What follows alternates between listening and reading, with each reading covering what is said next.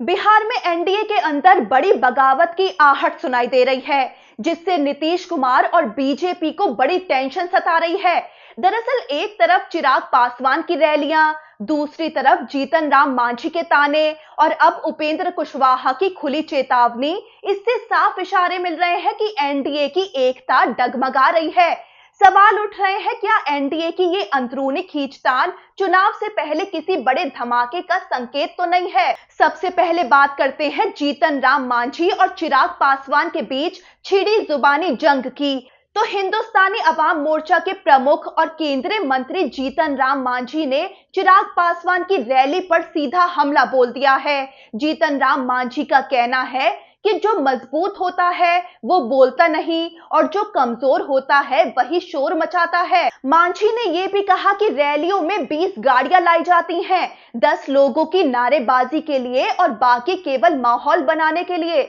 मतलब साफ है कि जीतन राम मांझी चिराग पासवान की रैली में आई भीड़ और उनकी रणनीति पर बड़े सवाल खड़े कर रहे हैं। इतना ही नहीं, जीतन राम मांझी ने लोकसभा चुनाव की पुरानी नाराजगी भी जाहिर कर दी। उन्होंने दावा किया कि हिंदुस्तानी अवाम मोर्चा को 2 लोकसभा और 1 राज्यसभा सीट का वादा हुआ था, लेकिन मिली सिर्फ 1। इसके बावजूद वो चुप रहे, अनुशासन बनाए रखा। मांझी का ये बयान ये भी बताता है कि मांझी अब ज्यादा सीटों की मांग के साथ चुनाव में उतरने के ख्वाब देख रहे हैं। उधर जीतन राम मांझी के तानों का चिराग पासवान की टीम ने पलटवार भी कर दिया। जमुई से एलजेपी रामविलास के सांसद और चिराग पासवान के बहनोई अरुण भारती ने सोशल मीडिया पर पलटवार किया। उन्होंने पोस्ट में लिखा कि अगर चिराग जी की रैली की सफलता से कुछ वरिष्ठ असहज हैं, तो हम उसे भी आशीर्वाद मानते हैं। मजबूत लोग तिरस्कार करते हैं, संघर्षशील मेहनत करते हैं। साथ ही अरुण भारती ने रामायण की चौपाई जाकी रही भावना जैसी का हवाला देकर मांझी पर तंज भी कर दिया। अब असल मुद्दा है सीट बंटवारा।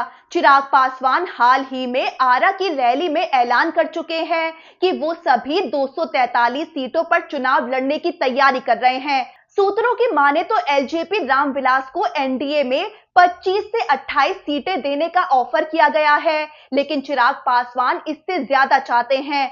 वहीं हिंदुस्तानी अवाम मोर्चा को 7 से 10 सीटें मिलने की संभावना है, पर मांझी भी कम से कम 10 से 12 सीटों की उम्मीद में है। मतलब साफ है कि एनडीए में सीटों को लेकर खींचतान चरम पर है। और इसी बीच एनडीए के एक और सहयोगी उपेंद्र कुशवाहा ने भी बड़ी चेतावनी देकर माहौल और गर्म कर दिया है। उन्होंने काराकाट में हार का जिक्र करके बाकी सहयोगियों को नसीहत दी है कि अगर आपस में तालमेल नहीं रखा गया तो नुकसान तय है।